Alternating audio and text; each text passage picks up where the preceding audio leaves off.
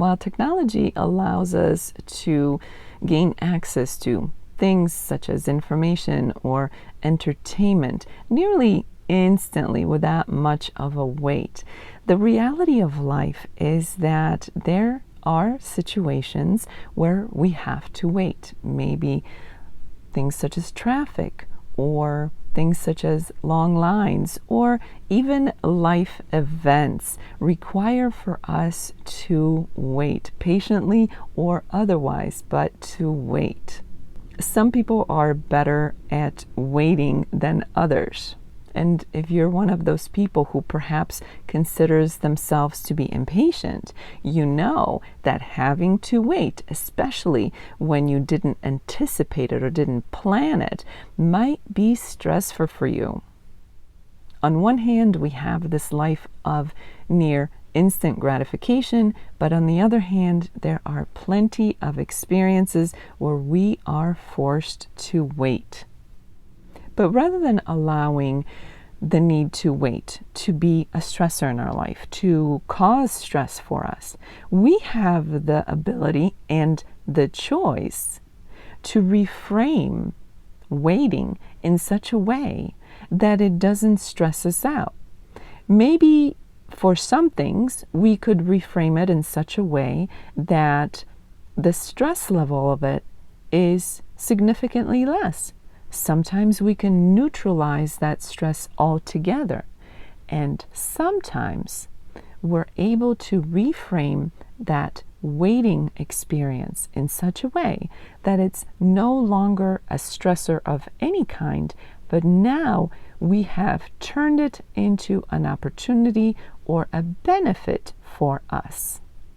And while for some of you that may seem like an unlikely thing, it really is possible, and it really is a choice.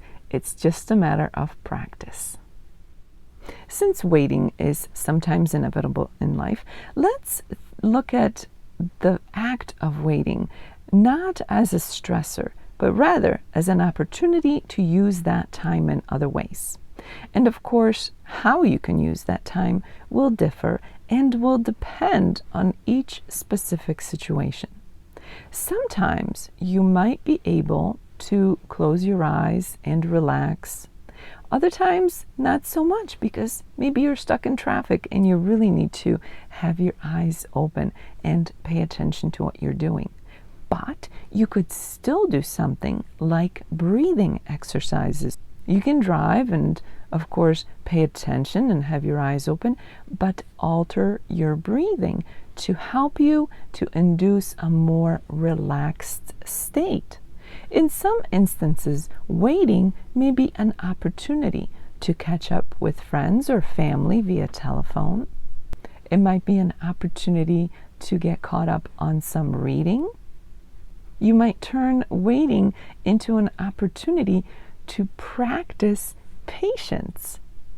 Your imagination is your best friend here. The bottom line, the point that I'm making is that waiting does not have to be your enemy. It does not have to be your stressor. Sometimes life is what it is, and we find ourselves in situations where waiting is inevitable. So why not change the lens through which we view this waiting period and use that time for our own benefit? So whether it's catching up on reading or catching up with a friend or doing breathing exercises, whatever you can think of that is appropriate and safe for the situation, that can also help you to relax, help you to bring you into a state of relaxation and ease rather than stress and anxiety about the waiting. I already mentioned things such as breathing techniques, but you can also engage in things such as visualization. And visualization, although often done with eyes closed, doesn't have to be with eyes closed. If you're in a public place and maybe you don't feel comfortable closing your eyes, you could visualize with your eyes wide open. Some might consider that to be daydreaming. It's pretty much the same thing. You could practice mindfulness while you're waiting. And mindfulness can focus on many different things. You could also use your waiting time as an opportunity to get some things accomplished. Maybe you write out a to-do list or a plan of what you need to accomplish this week or tomorrow. So again, your imagination is your best friend here. So next time you're stuck in line or stuck in traffic, rather than allowing it to frustrate you, think of ways that you can flip the scenario, that you can switch that lens and now use that time to your benefit, to your advantage.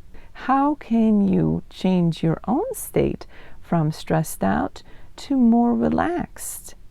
Whether that's active relaxation or, again, something like productivity. Those are much better choices, much better options over the feeling of being stressed out. Remember, you are not a victim here. You have choices, you have options. All you have to do is make a decision and then practice. You may not be good at reframing the first time you attempt it, but it's a matter of practice. So give reframing a try the next time you find yourself waiting, especially when you know you normally wouldn't enjoy that time. If you'd like to learn more about a comprehensive approach to stress management, check out the link below.